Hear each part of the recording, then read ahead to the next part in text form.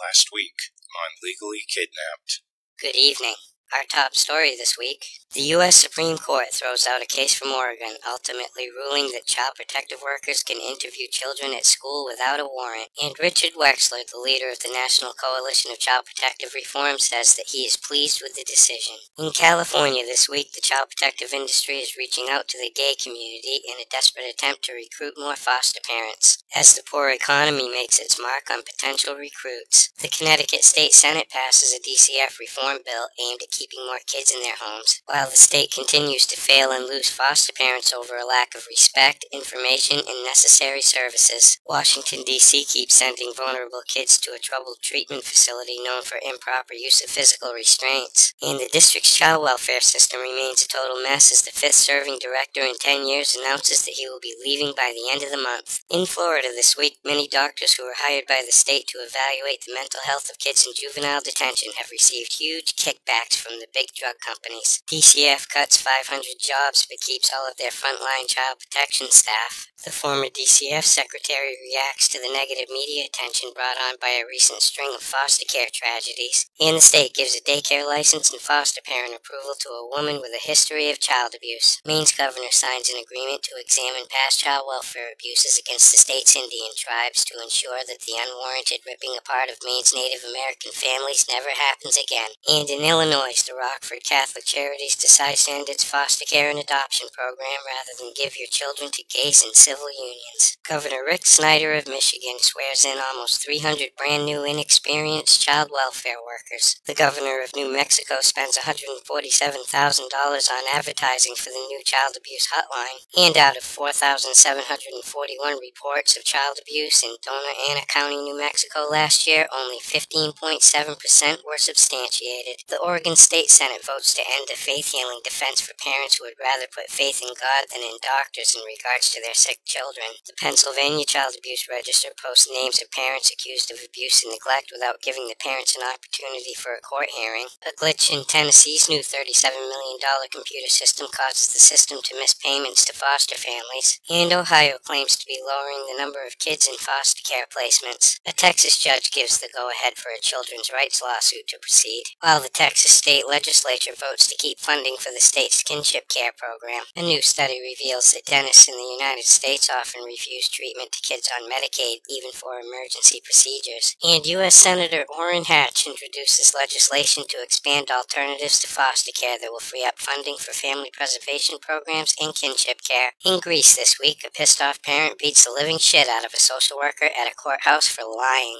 And a social worker from New Zealand gets 2.5 years for sexually abusing boys at a group home. Vietnam considers resuming international adoptions to Ireland. And Ireland's HSC National Director of Family and Children's Services wants to restore public trust in child protection. Israel is finally going to start taking care of orphans whose parents died in terrorist attacks. And the people of the Netherlands are in shock after a Dutch priest endorses pedophilia. In Australia this week, the child protective industry continues to fail its foster families. The Minister for the Status of Women is up in arms over claims that women often use false allegations of child abuse to gain tactical advantage in child custody proceedings. And 70% of Australia's foster kids who age out when they turn 18 are unable to make a successful transition to independence. In Canada, a teenager lies about being sexually abused. And try as they might, Aboriginal control of their own child welfare system is still years away. In England this week, the mother of baby P, who sits in jail for causing or allowing the death of her 17-month-old son, launches a legal bid to see her remaining children at taxpayer expense. As the former head of Haringey Council wins an appeal after being fired for her role in the baby P failure, 3 social workers are still on full paid suspension a year after failing to protect a 7-week-old who had her head smashed in. The UK is having a hard time enforcing its privacy laws and gag orders in the age of tweets and Facebook. A British foster parent who sexually abused boys in his care for over a 12-year period gets 13 life terms in prison, and hundreds of trafficked trafficked children are disappearing from the British foster care system. In entertainment news this week, Mariah Carey is cleared by CPS, saying that the twins are in a healthy and safe environment. CPS launches a bid to snatch the kid from Teen Mom star Gary Shirley after he is busted for driving with a suspended license. And Jane Seymore claims that Arnold Schwarzenegger has more love children from more mothers, which she apologizes for later. In Kentucky this week, a real father gets busted for trying to steal his kid back from the foster care system.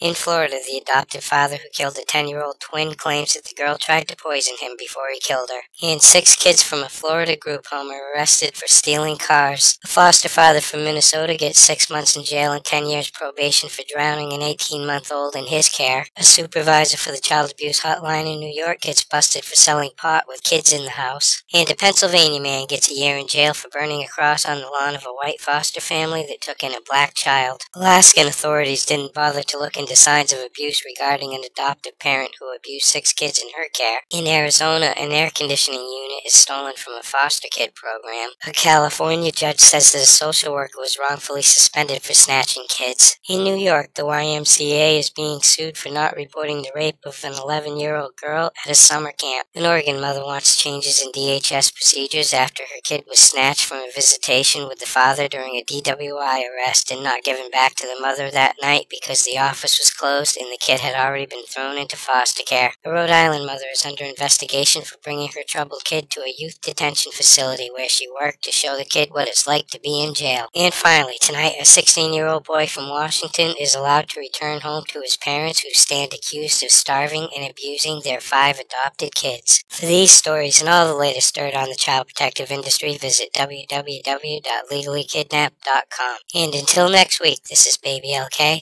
over and out.